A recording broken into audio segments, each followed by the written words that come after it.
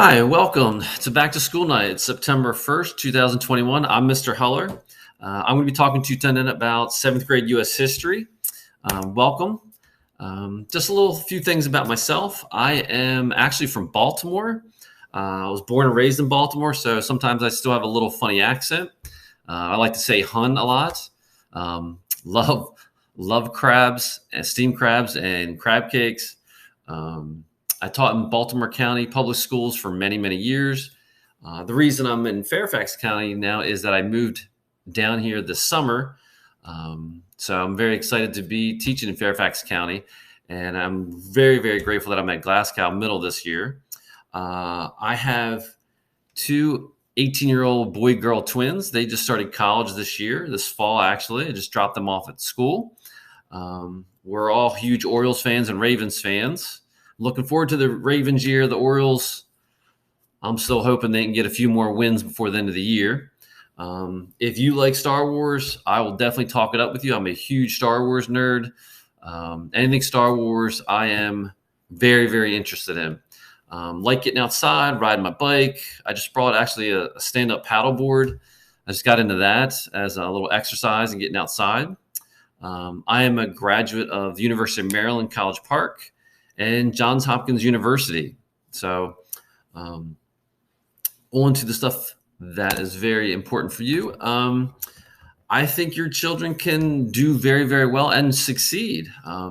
What I found is that in order to succeed, they have to be prepared. So coming to school with the right mindset and bringing the right materials like their school laptops once they've been given out, making sure they're charged, making sure they're ready to go, making sure they're engaged, okay, being interested in the lessons, putting forth some effort, being committed, putting forth that effort even when things aren't always going to come easy for them, right? Persevering and making connections with what we are learning about the past in U.S. history and what's going on currently in the United States is important, and in their personal lives. I think that will greatly improve their success and knowledge of our course.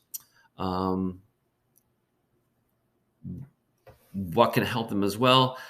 Attending class every day, asking questions, participating in our lessons, completing assignments, even when they may be absent, see me for makeup work, going online in the Schoology, and of course, asking for help. I will also have an after-school help session on Mondays. So attending that to get extra help when needed would be a great benefit to their success this year. Our curriculum this year is a continuation of our U.S. history. They had the first half in 6th grade. We are studying this from the Civil War on. So starting with the Civil War, we're going to recap the Civil War, and then we're going to get into the Reconstruction period after the Civil War. We will move on to westward expansion. Then we will touch on industrialization and immigration in the United States. And then this will move us up to the early 1900s with World War I. And then we will, again, of course, get into World War II. We will cover the roaring 1920s and the Great Depression. And then we'll move into the latter half of the 20th century with the Cold War. And we'll move into the civil rights. And then our last section of the year will be globalization and current events. But that's just a general rundown of how we were going to move through our curriculum this year in the order. Grading and assessments. We will have formative assessments to check for understanding during our learning process in school. We will also have summative assessments periodically throughout the year, obviously through the different units to judge what content and skills they've learned through our lessons. And they will get other feedback as well from different assignments and activities we will have throughout the year in school. And of course, we will give you feedback as well. Skills that we're going to focus on this year, and there's many.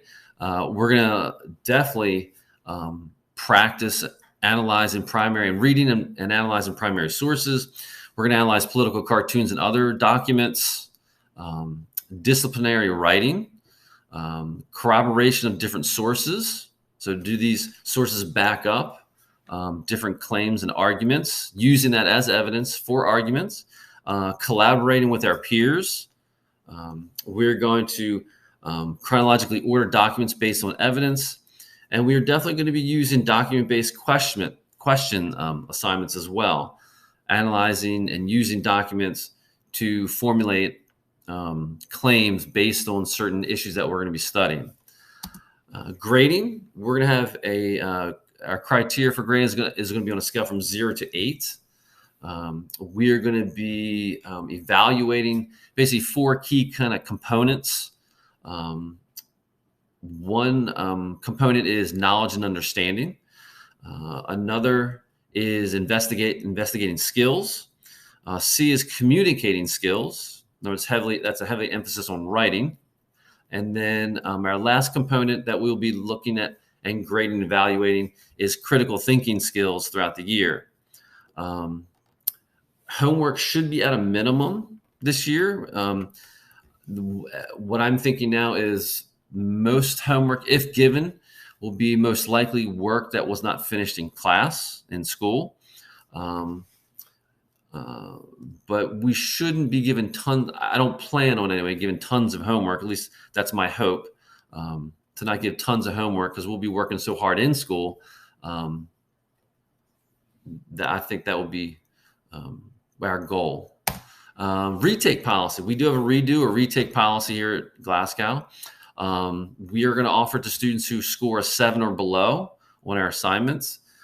If a student scores 3 or below, it's very strongly encouraged that they take advantage of the retake policy. The retake should occur within 2 weeks of the assessment given back to the student. So it's timely. Students should participate in relearning before retaking the assignment. So in other words, get a little extra practice in building those skills that they may be weak in before they try to reattempt it. If they're taking a retake, students can earn the highest mark possible. So they can still earn, we would say 100%, so 8 out of 8. Most retakes, if not all, will be held after school. So we can focus on those particular things in isolation, and we get more one-on-one help. Supplies, the usual supplies. Students should be bringing their laptop charged to school. They should also bring their charger with them. Pens and pencils, of course. We will not do everything on the laptops, but we'll try to close the laptops from time to time to get more hands-on assignments. Paper will, of course, be useful, and having a place to put these physical papers would be useful. So a section in their binder or a folder to organize the physical papers that they will have from time to time in school, so that they can refer back to them would be useful. I'm available for support. My after-school sessions will be on Mondays from 2:25 to 3:25. I can be contacted at my Fairfax County email. So that's bdhuller@fcps.edu. We will be using Schoology this year, and that will be a great place to look for information, particularly our syllabus or upcoming assignments and contact information, and also to check your grades as well. If you have any questions, please feel free to email me and/or contact school and leave me a message. Thank you very much. And I hope this was informative, and I hope you have a great school year.